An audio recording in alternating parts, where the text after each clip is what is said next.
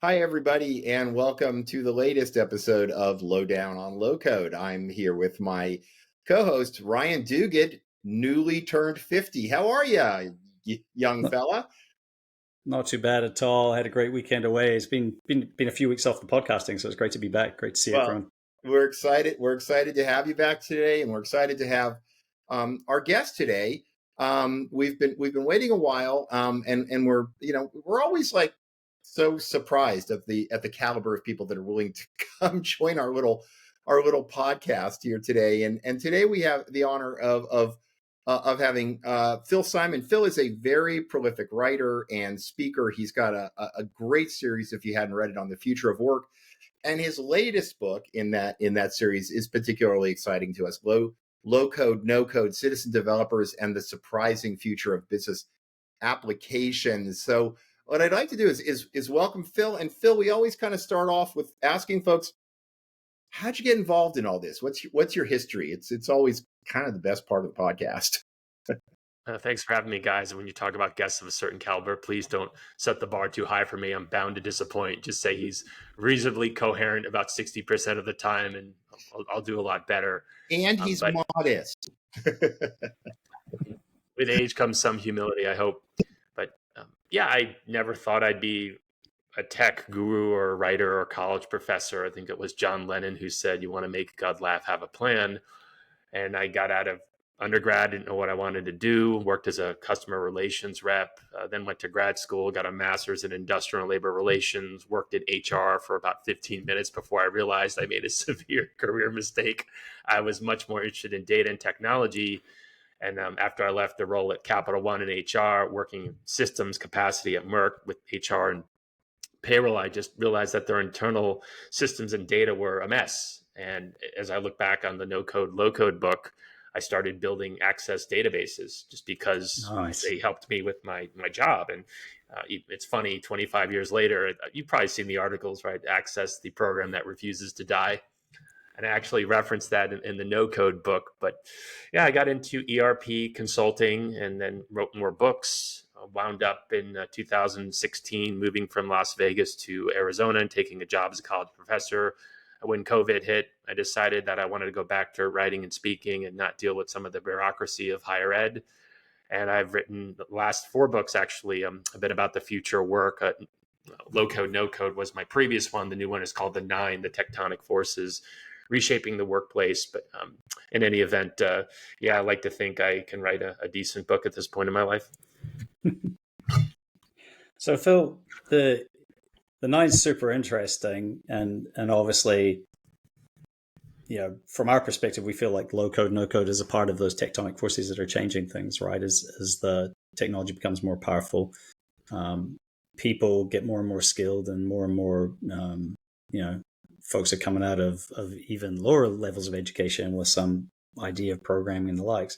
So pre-looking at the nine, and what led you down the path of writing specifically about low code and no code? Because you have a diverse set of topics that you've focused on over your career. I have, yeah. I like to think, Ryan, that they're all adjacent in some ways: strategy, technology, business, project management. It's not like I write about French poetry or Italian cooking. Yeah.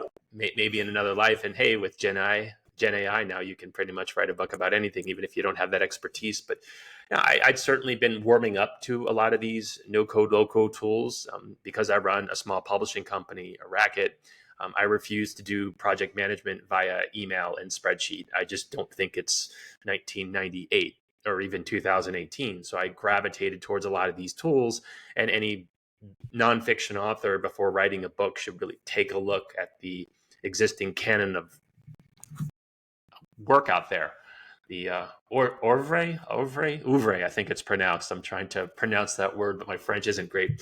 So when I wrote my project management book, the second book in my series, there was something like 30,000 books already on project management. So that is very much a red ocean. But very few of those books had come out after COVID, and not a single one, if I remember correctly, had hybrid in the title. So I did think that I could differentiate that book, but I did have to ask myself the question: does the world need a 30,000 Another. and first project management book? And I was arrogant enough to say sure. And that book's done reasonably well. as for no code, low code, and citizen development, that was very much a blue ocean. There were very few books on Amazon at the time. I think there were 19, including the PMI book. And I haven't checked recently, but I guarantee you there are hundreds of books about no code, low code, and citizen development. And I did feel like it was a rich enough topic to warrant an entire 260 or 70 page book versus the 9, which is more of a survey book that's got a chapter on AI and blockchain and employee empowerment and immersive tech like AR and VR. But the value proposition of that book is that a busy executive could read that book and not have to read 2 or 3 books on each subject to basically get the gist of what's going on. But yeah, no code, low code was definitely a passion project of mine, because whether it was Microsoft Access or some of the other tools that I mentioned in the book, I just thought it was an important one to write, because I do see it as, in many ways, the future of coding. And we could talk about the differences between low code and no code. But if any clown like me can build apps that in some cases crush what a company has spent decades building in the matter of weeks, I'm not that special. I know there are a lot of other smart cookies out there. And in the book, there are plenty of case studies from people who I found, whether it was Bubble or Coda or Airtable. There's just a lot of smart people doing a lot of cool things that I do think, as the subtitle states, really do represent the future of application development. So it's interesting. You have a small blog post I picked up on where you talk about the idea of citizen developers being domain experts or not, right? And whether that's a necessary pairing. And you've gone with the classic Venn diagram, right? So there's an overlap here. So if you're looking at the book, who would you, and in that context, who would you say is sort of the ideal customer profile? Like who's the book most targeted to in their journey around low code, and what would they, what would be the pitch around what they would get out of it? Yeah, any author thinking about writing a business book, Ryan, needs to ask himself or herself 2 fundamental questions: who's going to buy it, and what are they going to do with the information? So in the case of low code, no code, I did not write that book specifically for senior level execs. It's not what I would call a strategy book. I'd say it gears more towards the entry level or mid level knowledge worker who's maybe frustrated that the organization does things in a very manual way, or it takes 2 years to get through the backlog. And I cite in the book plenty of statistics about how, with COVID, there was always this IT shortage, but all of a sudden COVID accelerated that, and you needed apps now to track who was in the office and was there enough space for them, and all other sorts of weird applications that if you gave to a traditional IT department and they did requirements analysis and budgeting, you maybe get some progress in 6 months or a year. Whereas with some of the tools that I mentioned in the book, you could get something up pretty decent in 2 or 3 days. And deploy it without having to go through all the different. Now, there's some downsides to that. We could talk about shadow IT and security and privacy and all that. But in effect, I wrote it for curious people and frustrated people who said there has to be a better way than emailing things back and forth or keeping a spreadsheet. So the tools out there were evolving to the point at which I said to myself, the time is right for this book. If this were 10 years earlier, I just don't think that the tools had matured enough. And I think it was a Forrester analyst who coined the term citizen developer around 2014. At least that's what the Google told me. So the maturity, I think, had reached the point at which a book like this made sense. And sometimes you can be too early. Sometimes you can be too late. Try writing a book about social media right now. Good luck with that. Or even something like AI. I mean, 6 months ago, publishers had more or less said, look, stop pitching us AI books. There are just too many of them out there. So hopefully the people who read this book are curious and not establishment, in the sense that they say, no, citizen development is nonsense. We have exactly the apps that we need. There's no benefit to this stuff. I just think that's patently false. Yeah, there's some maybe downsides or limitations of citizen development. We could talk about those, but I just did not see a book out there that, in my opinion, answered the questions: what are low code and no code? What are citizen developers? And where's all this going? In what I thought was a decent fashion. So I think it was Toni Morrison, who said, if the book that you want to read doesn't exist, you have to be the one to write it.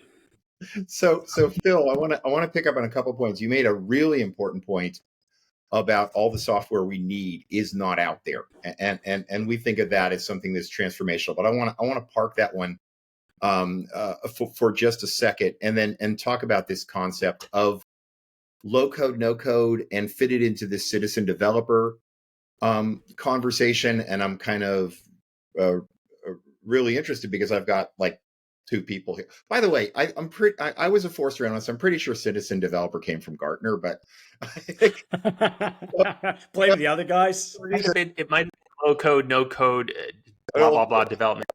Yeah. It was John Reimer, right? I do know that, but anyway, yeah, it's a little blurry, but I do know that it basically emanated around 2013 or 14. But if you do a search on Google Trends, it's really picked up over the last 2 to 3 years. Oh yeah, Rob, we should pick up on that discussion we've been having in the background here around the best term for this, right? And get those. Yeah, we'll definitely get on that. But right at the moment, we're going to vector right into that right after this, because that's a great point, Ryan. But right in front of me on the screen, I've got two guys who are really interesting. One who writes books for people who are trying to change their organization, and one who guided software development for organizations to try to change their development techniques.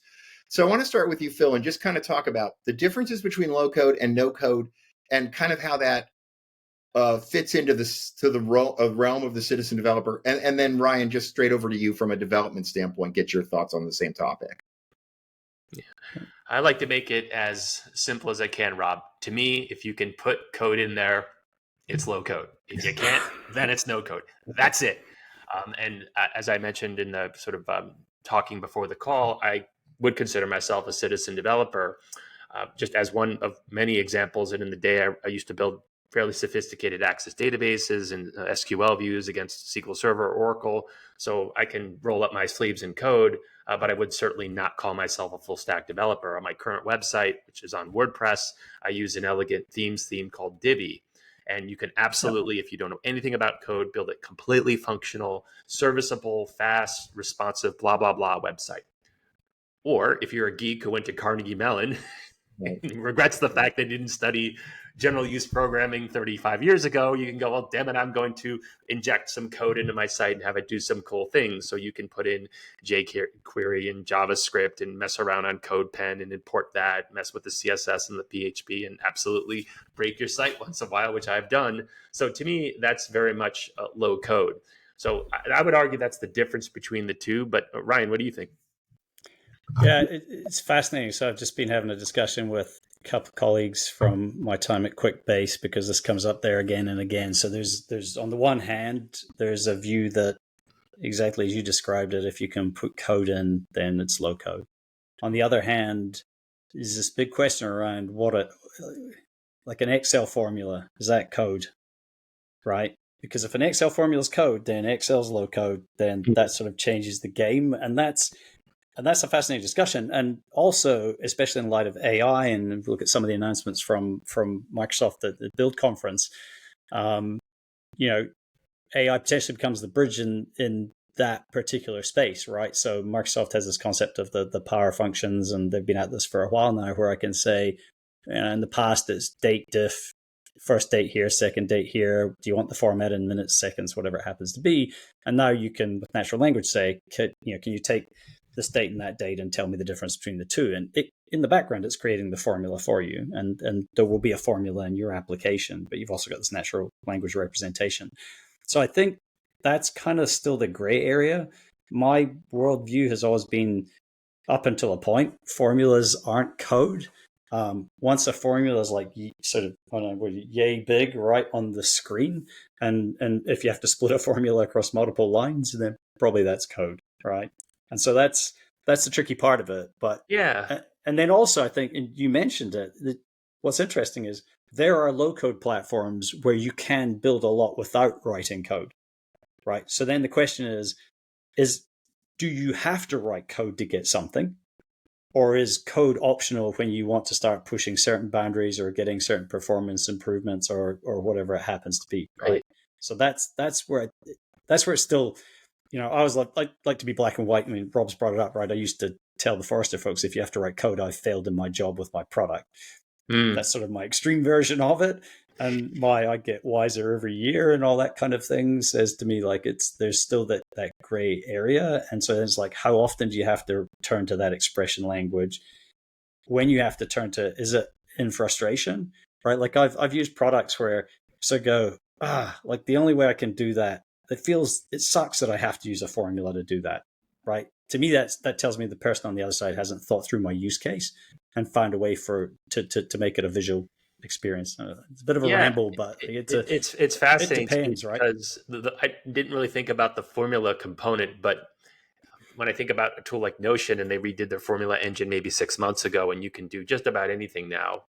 But a formula isn't going to break Notion in the same way that if I bring an old school calculator and do 9 divided by 0, well, that's an error, right? You can't Yeah, divide. yeah, Oh, actually, only Chuck Norris can divide by that's right. zero, but Yeah, I'm not Chuck Norris and you're not either. So you don't break the calculator. But the way I look at it, you can break a website, you can break a yeah, database by injecting code or not knowing it. So it sounds like you are in the same ballpark, but I I think so. don't see how a tool like a Notion or Airtable or Retool can give you every conceivable type of formula out of the box. Yeah, So you might need to go outside and have it do, especially when you think about APIs and automation tools like Zapier and Make, being able to pull data from other sources. I don't think in my lifetime that formulas will ever die. But you're right with yeah, Microsoft and AI, and it seems like every vendor now, whether it's Salesforce or Tableau, which is part of Salesforce, Slack with AI, again part of Salesforce, seems like AI is basically coming for everything, and it's going to be like a copy and paste function, and it'll pretty much be in every application. yeah, But there is yeah, and Ryan, I want to direct this at you because I think there is a philosophical difference in what the vendor gets up thinking about every day, right? So we've had how many senior people from software companies, right? I mean, Malcolm Ross said Appian is designed for dedicated developers, right? Nick Ford yeah, said, and Jacob Fraun from Camunda, and Chris Opdam from Betty Blocks. And then there are vendors that are philosophically trying to get to what you were trying to get to, Ryan, which is yeah, to enable more and more people to do development, right? So if you look at what came out of Build, oh, I could take my code out of Power Apps and I can put it directly into Visual Studio. That's amazing. That's super cool. That is not something that particular feature was not designed to enable the citizen developer. Is there yeah, Ryan, from a product development standpoint, is there a stark difference between I want people to be able to build software faster, more efficiently, make it more reusable, easier to maintain, and I want to have software that 60,000 people at a large organization can put their hands on and build yeah, something? yeah. And I like this is a super interesting space, right? Because we've already seen all the perspectives, right? Like there's a one perspective that says, hey, with all of this incredible AI, why do we need low no code stuff anymore? Because coders are just every coder is now a 10x coder. Right? I keep trying to explain to my coder friends, like a 10x coder is not someone who codes 10 times more or faster. It's someone who actually understands the business and what the hell they're supposed to build, right? That's a 10x coder. But you sort of find yourself in the space where there's the one perspective that says that. The other perspective, and Phil, we mentioned this discussion ahead of the recording, right? That, hey, there are people out there who've said, actually, the future is no code. Like code's kind of silly, which I tend to gravitate towards, right? Because if I think about the time I've been in the industry and the sort of levels of abstraction, okay, now I can't lay claim to punch card stuff in my history, but I'm a trained software engineer, right? I've done stuff with binary and logic gates and at the circuit level. I've done stuff with assembler. I've done stuff in C, C++, Java, and these progressive layers of abstraction, right? And the old guard's like, you've got it easy these days and stuff. And to me, I just see that as sort of that next level progression that I could see that world that's more, it's all no code. And when I have friends ask me, should I teach my kids to code over the last decade, I keep telling them, teach them to be product managers who tell coders what to build, right? Like that's a better place to be. So I think, Rob, to try to find the answer in this, you brought it up. It does boil down to what problem are you setting out to solve, right?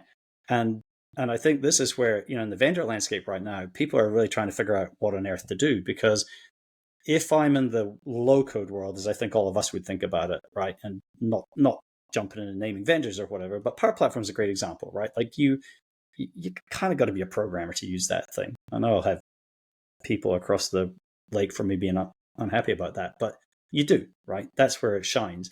And I think they set out to build that thing. They might tell you differently. They might say they want over time to get to this other place.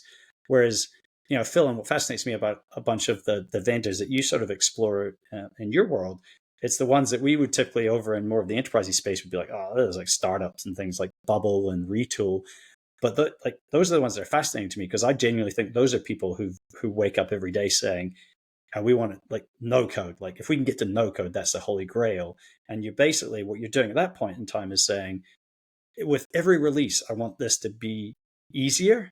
And with every release, I want this to be able to build more powerful solutions, right? And I think you end up in fundamentally different places there.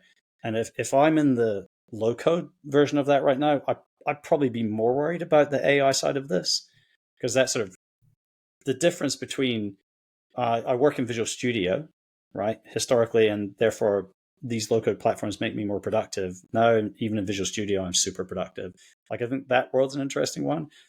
I think over in low-code land, no-code land, like a less worried as a vendor, and I'm more now trying to figure out how can I use this capability to light up new scenarios, to make current scenarios even easier to understand, and to just keep greasing the skids in that regard.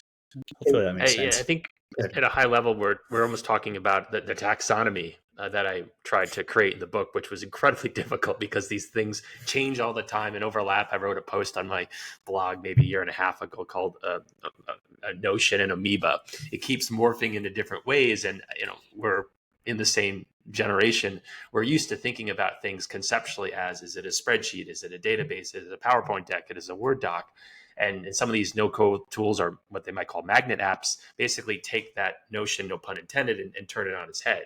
So it is a space, and that space could consist of an increasing number of things.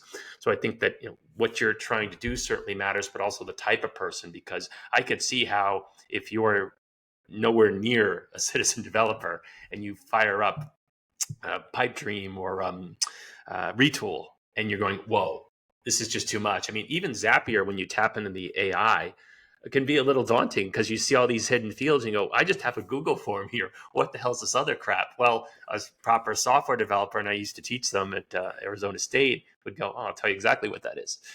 So I do think that it's important to know going in general, what you're trying to achieve, because I just built a product in Notion to help people write books, and I'm pretty proud of it. But it's not. We're not talking about millions of records. If we were, then we would need something like an Airtable, or as you said, a QuickBase, or Rose, or Retool. So I don't think that one size fits all. And again, with respect to the book, since it's always about me, I wanted to lay out, that was a joke, this sort of taxonomy as best I could, because if you're going in there thinking, oh, I'm going to automate everything just using pure Coda, no, you're not. There might be certain automations in there. In fact, Notion just launched some nice automations that you could have, I'm sure, done through an API and another tool. But then you get into things, and we can have this discussion as well, where we're talking about using multiple licenses. And then at larger organizations, cost concerns, security concerns. I don't know if you've seen Jason Fried from 37 Signals launch once.com, and how SaaS isn't going away. But I can understand how you've got people in large organizations saying we're paying $10 per user per month, and we're not using 80% of the functionality. And then a lot of the vendors like Salesforce/Slack, and I know Notion does this as well. I think Microsoft does this with Office and Copilot. Say, okay, it's a per user fee for just the core software, but if you want AI, that's an additional fee, which again, these chips are not cheap. There's a reason that NVIDIA, I think, is now the third most valuable company in the world, which is insane. But it brings up a lot of issues. What do you think about the idea that you're going to, likely have to play with multiple vendors and some of the cost/security considerations with that? Yeah. I think, Rob, that's an interesting one that we'll need to start to look into. And I know I've seen some discussion of late in this industry around pricing and licensing. I know, right? Like this. But if you take, I hadn't actually thought of it. So you bring up Jason Fried. I mean, the Basecamp folks fascinate me. Their shape up approach to building products, really, really insightful. Ryan Singer, who's historically from there, in terms of how he goes about product ideation and capability ideation and the likes, is always a good anchor, I think, in the world of product management. It's funny because I see it as this so super disruptive, interesting time for coming out saying, hey, software like it used to be, you buy it once, and if you like the next version, you buy it again. To be seen how they pull that off, right? I think the timing's right, just in terms of how overfunded companies have been and the lack of profitability, that maybe this works.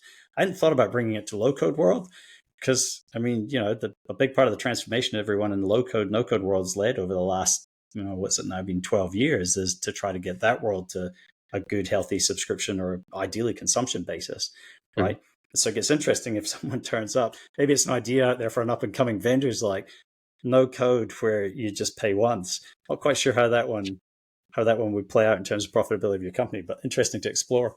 Yeah, and the pricing to me is fascinating because I can see how, particularly at a large company, they might say, look, we're already paying X number of dollars per year for software and we're using 20% of it, and you want me to greenlight other licenses. And that's why in one of the chapters in the book, I lay out some different no-code or low-code philosophies. There's a case study in the book for a local ed tech startup here in Arizona, and they're an all Microsoft shop. So they say flat out, we're going to use everything Microsoft, nothing else. And if that means that we're a bit behind on certain features that other vendors have launched, then so be it. And then you've got other places that are basically the wild, wild west, right? People can use whatever they want. And then you have places in between. So I can't say that there's a right philosophy for no code, low code, but I don't see how you can ignore it. I mean, whether it was SAP or Salesforce or Microsoft, Oracle. I mean, to me, can you guys think of a large software vendor that doesn't offer something in the no code, low code world? I can't. No, they're all in. They're all in right now. And I think, what was the line from as an analyst, I go back to the line from The Princess Bride, which was never start a land war in Asia, never match with a Sicilian, and never take an inquiry on pricing strategies from a vendor. I think that was the third one. But hey, Ryan, I want to bring us back to something you broached earlier, and see if you could tee it up for Phil. The conversation we were having earlier about what this role is and what do we call it, because I'd love to get Phil's thoughts on that. Yeah, so it was fascinating, Phil. You used the word that I always like to anchor in, which is curiosity, right? And we've had this in the background, a set of us old timies talking about, are they citizen developers? Are they builders? Are they makers? Are they creators? Are they dreamers? Are they, who knows? Are they domain experts? Are they all of the above? Two things. One, if you had to pick a name, right? So forget what anyone else calls it. Really interested to know what you would call these people. And then two, the sort of idea of, okay, if it's about curiosity, if I want to encourage this in my organization, if I want to find these people, how would you recommend I do that? Well, I'm fond, Ryan, of the term citizen developer, and it's not mine. I found that it was out there, but once I did, it immediately clicked. And then, of course, I did my research and found that it came out, 8-10 years ago. So I like that one. With respect to characteristics, that's actually something I do address in the book. I think curiosity is certainly at or near the top of the list. There's also a bit of stubbornness. I remember one of my students at ASU, Sasha Yatter, and she downloaded a 2 gig file for her analytics project. I taught the capstone analytics class and I wrote the book for it. And she said, yeah, it took me 17 different programs, but I finally was able to open it. And I love the fact that after 15, nope, that didn't do it. Let me try 16. Keep going. Yep. Right. And then, okay, 17 was the trick. And then I had some other less dedicated students who said, yeah, it was a CSV. I can open it. I go, or my favorite actually was a guy who said, I asked him if he knew about pivot tables, and he was a senior. And with at least 2 other courses at ASU, we would have covered pivot tables. That's what I found out about that. Now, this is 2016, mind you. So being a professor with a little bit of snark, I said, well, in a little secret, there's this thing called a search engine, and you can look things up. Don't tell anyone yet, because it's still very hush-hush. So I think curiosity is there. The second part of your question, Ryan, I think speaks to organizational culture. And I completely get the rebellion against shadow IT, legit security concerns, ransomware. I mean, even with Gen AI, with deepfakes, some of this, you probably heard the story, it was a couple months ago, about how some COO got bilked out of a couple $1 million because the CEO was asking him over Zoom to do something, but it really wasn't the CEO, it was hackers. So those are legit concerns, and I'm not trying to poo-poo them.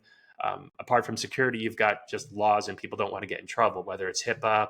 In higher ed, you're talking about FERPA, financial regulations. I think Chase, oh gosh, 6 months after Chat GPT dropped, said flat out, you're not using it here. We're banning it because of privacy concerns, cue obligatory Scarlett Johansson reference and Black Mirror and writer strike and all that.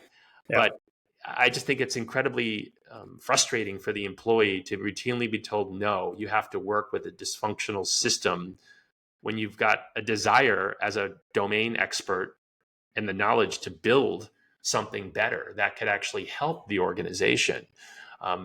After a while, if you get told no enough times, you're going to walk, and another company, I think, is going to scoop you up. And Yep. AI's made tremendous strides, but it's certainly not perfect. And even if it were 99%, do you want to be 99% sure of your financials if you're a publicly traded corporation? Probably not, because your CEO or CFO could go to the clink. So it's fascinating to me. But I think it's startups and small businesses, they tend to be a bit more permissive. There's a case study in the book from Diamante Party Favors or party planning company down in Florida. And you had a citizen developer who noticed two problems. A, for trucks, they were coming back damaged, but because you had 20 trucks and 100 drivers, it was difficult to know who did what and when. But through no-code tools like Airtable, you could take a picture, it gets uploaded, boom, QR code, and all of a sudden you have effectively a log. So you could say, Ryan, you're the one who actually returned the truck with that ding in it. What happened? And then based on that, this is another great example, I think, from the book. I had so much fun talking to this guy, Charlie Melendez, because he reminded me of a younger and better coiffed version of myself. Because he saw problems and said, how can I fix them? Not what's the company policy. So they used to record for 120 drivers a voicemail every night in both English and Spanish. And the max for a voicemail was 2 minutes. So in 2 minutes, you'd have to tell 120 drivers, okay, Rob, you need to be here at 8:15 and you're going to be here at 12 and Ryan, and you would often run out of time for the voicemail. So through Airtable, he was able to send tens of thousands of messages to people's cell phones, specifically with, okay, Ryan, you need to be here at 8 and you'll be driving to Fort Lauderdale. And Rob, since you habla español, tú tienes que estar en la oficina, my Spanish isn't great. So that to me, even though that might be not the sexiest example, is I think an important one because you don't need a ton of previous expertise, again, that curiosity. And if you can work with a third-party developer, I know that Airtable and basically all the no-code, low-code companies of any import, I think, have partner programs. So to me, it's not one characteristic, but you could be the most curious, determined, intelligent, stubborn, in a good way person possible. But if your manager keeps telling you, if you do this, you'll get fired, eventually, I don't think you're going to stay at the company, because either you're going to get increasingly frustrated that you can't build a better way, or that you have to spend 4 hours on something that should take 4 seconds, if that. I don't know. What do you think? Hey, Phil, I want to actually flip it around and say that's a great example, and the organization might be the gating factor. The other thing we're running into is the organization is, actually behind this, and they can't get people to embrace this new way of working to build applications. How do we draw them in? I mean, do you have any thoughts on that? And we actually think it's way harder than people think it is, and they're just not doing the work. I would say, are there curious folks there who've expressed an interest in doing certain things? I can remember some of the Access databases I developed for clients as a consultant, and before I'd leave, there'd be that handoff meeting. And there were times in which someone would ask the natural question and I'd answer it. And there were other times where I felt like I was talking to a wall. Are there curious people? One of the emphases of the book, Rob, is training. It just grinds my gears when organizations say, yeah, no one uses the application properly. And I say, Yeah. well, have you trained them? I actually just submitted a proposal to an organization to do some Slack training and documentation. They said, yeah, no one uses it right. We have got 1,000 employees and 1,200 channels. I go, that seems a bit strange to me. You can have as many channels as you want. I think 60,000 is the limit in Slack. So I give them a proposal. I thought it was reasonable. They can record it. It's their IP. They can play it till the cows come home. And they came back with, yeah, we're not going to pay for it. Well, This but how do you expect to get any better? So the same thing is true. I mean, yeah, I wrote Slack for Dummies and I spent 3 months basically dissecting Slack. And then I wrote Zoom for Dummies after getting under the hood there and really seeing what it can do. But I just think it's incredibly presumptuous and counterintuitive for an organization to say, okay, become a citizen developer that's at this your one's own time, because your right. day job might require, and we all know this from the E-Myth Revisited, right? Working in your business, working on your business. I mean, sometimes, or Mythical Man Month, right? Frederick Brooks, 9 women can't have a baby in a month. So you might actually be less productive to learn a way to become 10 times more productive down the road. But if your manager doesn't let up on daily results or quarterly and doesn't provide any time for training, and I cite some statistics in my most recent books about how unwilling managers generally are to give training or to approve training, and in reality, they actually don't get much themselves. So Right. if they don't need it, then why don't you do it? So I do think that there's a philosophy or a mindset, and it isn't just about finding talented people, because if their job is just maintaining inefficient legacy systems versus building things that could actually help the organization in so many ways. And I talk in the book about momentum and how you start to see, at least my experience, that initial enthusiasm, and it could either go up or down. And if it's management saying, no, no, no, we'll look into it, and they never do, it goes down. And it's versus, yeah, that was really neat, and celebrating victories and getting people saying, hey, it can do X, can it do Y? And actually having citizen developers think more and more like product managers, or following things like SDLC, because I Yeah. can build a Notion app for me that only I understand, even though it's ridiculous. And I'm doing this now for a book that I'm ghostwriting. I will provide training and answer questions for my client and the vendors working with me, because it's a pretty involved system and I don't want them to make a mistake. And if I just say figure it out, they're not going to use it right. So I do think that the managers basically have to walk the talk.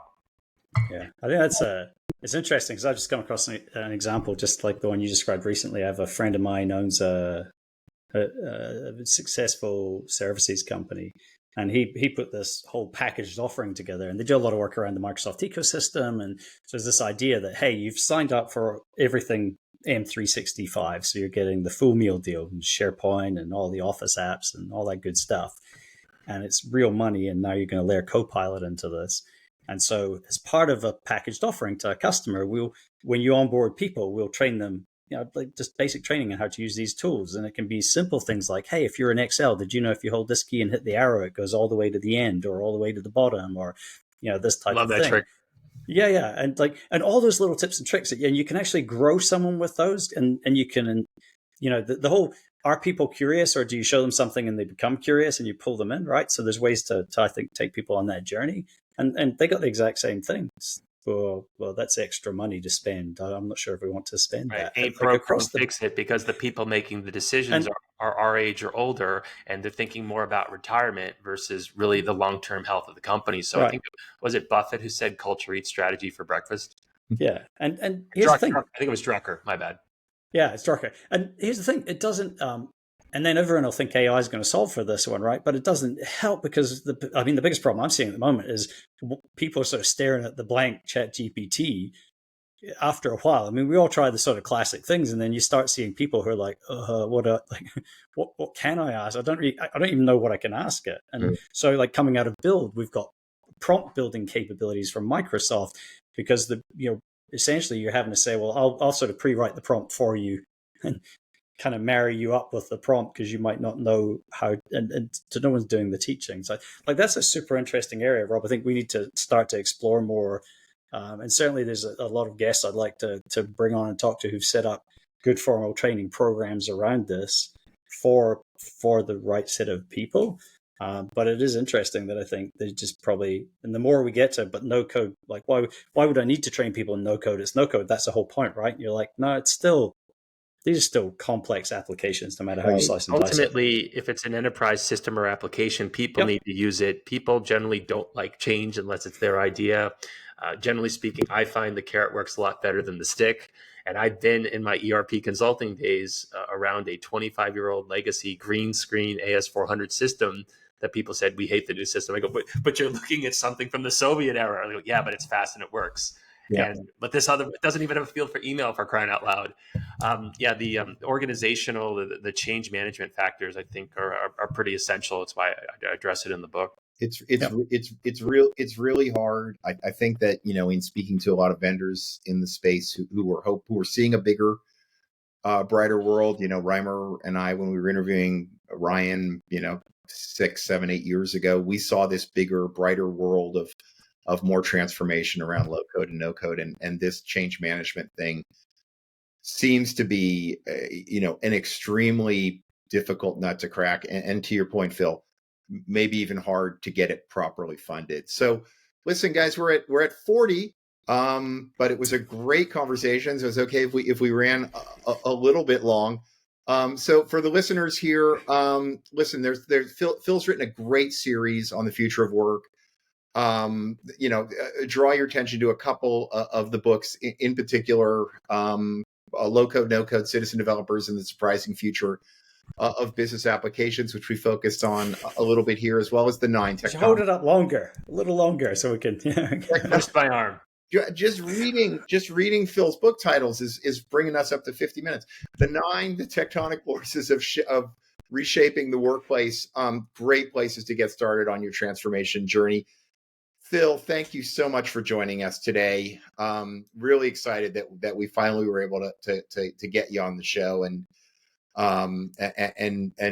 just delighted. Hope the listeners love it as much as we did. Thanks a lot, guys. I enjoyed it. Thanks very much. Have a great day.